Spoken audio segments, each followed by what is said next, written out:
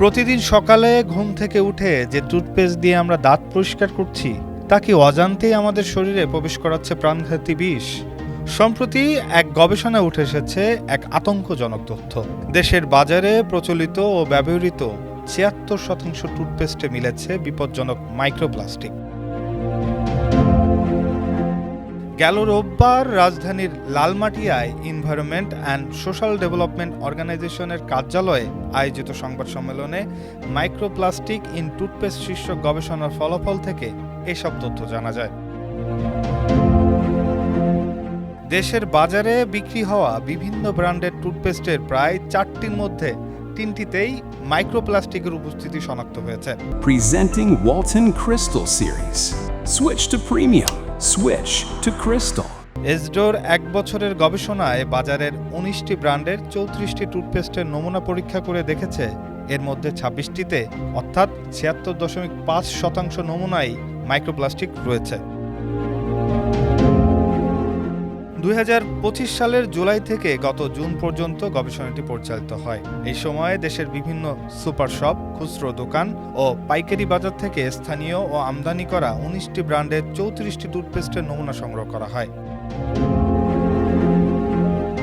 পরে জাহাঙ্গীরনগর বিশ্ববিদ্যালয়ের পরিবেশ বিজ্ঞান বিভাগের এনভায়রনমেন্টাল হেলথ অ্যান্ড ইকোটক্সিকোলজি গবেষণাগারে এসব নমুনার বিশ্লেষণ করা হয়। একই সঙ্গে দেশের বিভিন্ন এলাকার ২,৭৬০ জন ভোক্তার ওপর চালানো হয় একটি জরিপ। পরীক্ষার ফল বিশ্লেষণে দেখা যায় বাংলাদেশে উৎপাদিত 25 নমুনার মধ্যে 22টিতে মাইক্রোপ্লাস্টিক পাওয়া গেছে। ভিয়েতনাম থেকে আমদানি করা 2টি নমুনার 2টিতেই মাইক্রোপ্লাস্টিক মিলেছে। থাইল্যান্ডের 2টি নমুনার 1টিতে এবং ভারতের 5টি নমুনার 1টিতে এই ক্ষুদ্র প্লাস্টিক কণা পাওয়া গেছে। গবেষণায় আরেকটি গুরুত্বপূর্ণ দিক হলো পরীক্ষা করা কোনো টুথপেস্টের মোড়কে মাইক্রোপ্লাস্টিক কিংবা ব্যবহৃত সিনথেটিক পলিমারের তথ্য উল্লেখ করা হয়নি। এসডো বলছে এর ফলে ভোক্তারা সচেতনভাবে পণ্য বেছে নেওয়ার সুযোগ থেকে বঞ্চিত হচ্ছেন। একই সঙ্গে নিয়ন্ত্রক সংস্থাগুলোর জন্য বাজার তদারকি কঠিন হয়ে পড়ছে। এছাড়াও গবেষণার প্রতিবেদনে বলা হয়েছে দাঁত ব্রাশের সময় টুথপেস্টের সঙ্গে বেরিয়ে যাওয়া মাইক্রোপ্লাস্টিক বর্জ্য পানির মাধ্যমে পরিবেশে ছড়িয়ে পরে তা নদী, জলাশয় ও খাদ্য শৃঙ্খলে প্রবেশ করতে পারে। খাদ্য ও পানীয়র মাধ্যমে এসব ক্ষুদ্র প্লাস্টিক কণা মানবদেহ প্রবেশের শঙ্কা রয়েছে। আন্তর্জাতিক বিভিন্ন গবেষণায় মাইক্রোপ্লাস্টিকের সংস্পর্শের সঙ্গে শ্বাসতন্ত্র, পরিপাকতন্ত্র, রোগ প্রতিরোধ ব্যবস্থা, হৃদরোগ, স্নায়ুতন্ত্র ও প্রজনন স্বাস্থ্যের সম্ভাব্য ঝুঁকির ইঙ্গিত পাওয়া গেছে।